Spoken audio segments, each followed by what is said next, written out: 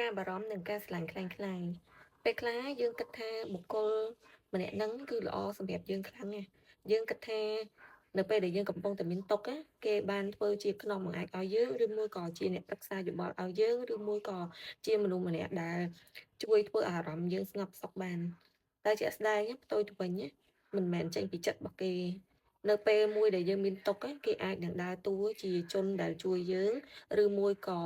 នៅក្នុងហ្នឹង ពេលដែលគេជួយហ្នឹងយើងកំពុងតែមានទុក្ខស្រាប់អញ្ចឹងយើងគិតថាគេល្អហើយតែជាក់ស្ដែងនៅក្នុងភាពល្អរបស់គេហ្នឹងគឺបង្កប់នៅភាពអាត្មានិយមក៏ដូចជាបង្កប់នៅរឿងដែលយើងស្មានមិនដល់ក៏ថាបានដែរគឺគេមើលឃើញផលប្រយោជន៍ពីយើងហើយឬមួយទៀតគេមិនទទួលបានផលប្រយោជន៍អីពីយើងមែនតែគេដឹងថាពេលហ្នឹង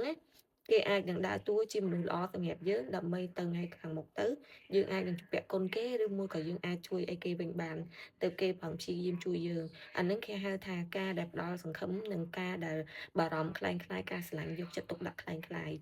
ព្រោះអីបើសិនជាយើងមើលឲ្យស៊ីជម្រៅទៅមិនថាការផ្ដល់យោបល់របស់គេឬមួយក៏ការមើលថែទាំយើងទេតែងតែមានបង្កប់នៅភាពតូចតូចឬមួយក៏ចំណុចណាមួយដែលយើងស្មានមិនដល់ថាអាចនឹងធ្វើជាបន្លាឬមួយក៏ធ្វើជាអាវុធចាក់យើងថ្ងៃក្រោយពេលដែលគេដឹងរឿងយើងកាន់តែច្រើនគេអាចនឹងស្គាល់ពីយើងកាន់តែច្បាស់បើសិនជាគេចង់មានបំណងអីមិនល្អមកលើយើងគេអាចនឹងយកអ្វីដែលជាចំណុចខ្សោយរបស់យើងនេះយកមកចាក់យើងក៏ថាបានដែរអញ្ចឹងហើយពេលខ្លះ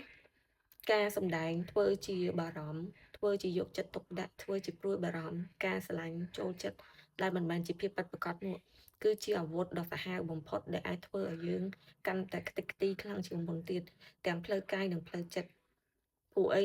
ផ្លូវចិត្តរបស់យើងពេលដែលយើងចាប់ផ្ដើមរឹងមាំបានហើយគេអាចនឹងយកចំណុចដែលយើងធ្លាប់តែទន់ខ្សោយពីមុនហ្នឹងយកមកសង្កត់យើងឬមួយក៏យកមកធ្វើឲ្យយើងមានអារម្មណ៍មួយចាប់ផ្ដើមយកបញ្ហាពីមុនហ្នឹងកកកកាយមកឡើងវិញអញ្ចឹងរឿងហ្នឹងគឺវាពិតជាឈឺចាប់ខ្លាំងជាងនៅពេលដែលយើងទទួលបានអារម្មណ៍ឈឺចាប់ដំបូងទៀតពេលខ្លះយើងគិតថាបុគ្គលម្នាក់ហ្នឹងគឺពិតជាល្អសម្រាប់យើងតែជាក់ស្ដែងវាមិនមែនដូចតែយើងគិតទេ ព្រោះអីគេគ្រាន់តែសំដែងដើម្បីចង់បានប្រយោជន៍ពីយើងតែប៉ុណ្្នឹងឯងមិនមានបុគ្គលណាម្នាក់ពេលខ្លះគេអាចនឹងពេលដែលយើងមានទុក្ខគេអាចនឹងសบายចិត្តនៅពេលដែលគេនៅចិត្តយើងគេអាចបញ្ចេញយោបល់ឲ្យយើងហើយនៅពេលដែលយើងទុកចិត្តគេអាចនឹងសบายចិត្តលើកំណត់ទុកយើងទៀតក៏ថាបានដែរហើយផ្ទុយទៅវិញមកពេលដែលយើងរីករាយប្រកបណាស់ពេលខ្លះគេអាចមានចិត្តស្រណែនឈ្នានីសឬមួយក៏កើតចិត្តគុំគួនឬមួយក៏គិតថាពីមុន ម្នាក់ហ្នឹងគឺអត់ស័ក្តិសមនឹងទទួលបានភាពរីករាយឬ